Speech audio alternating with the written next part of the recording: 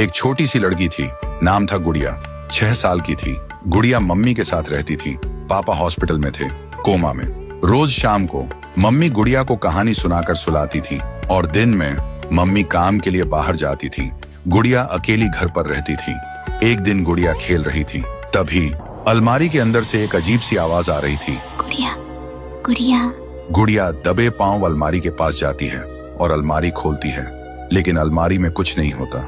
अगले दिन गुड़िया रूम में झाड़ू लगा रही थी, तभी फिर से वही आवाज आई। गुड़िया, गुड़िया।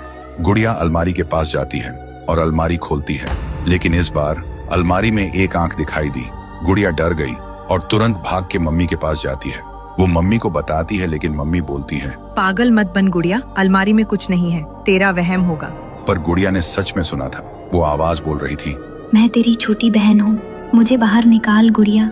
फिर गुड़िया ने मम्मी से पूछा, क्या मेरी कोई बहन थी? सुनकर मम्मी चुप हो गई। आंखों में आंसू आ गए और बोली, कुछ बातें भूल जाना ही अच्छा होता है बेटा। फिर रात होती है, सब सो रहे होते हैं। तभी गुड़िया को प्यास लगती है। वो उठकर धीरे धीरे पानी पीने नीचे जाती है, लेकिन तभी उसकी नजर अलमारी पर पड़ती है।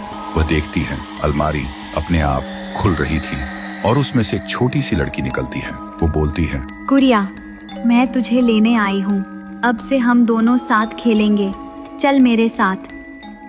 सुबह मम्मी जब उठी, गुड़िया गायब थी। वो जोर से चिल्लाई, गुड़िया, गुड़िया। फिर भाग के नीचे आई, लेकिन गुड़िया कहीं नहीं थी। पूरा गांव ढूंढता है, गुड़िया, गुड़िया। लेकिन गुड़िया कहीं नहीं मिलती। तब मम्मी को याद आती है गुड़िया की अलमारी वाली बात।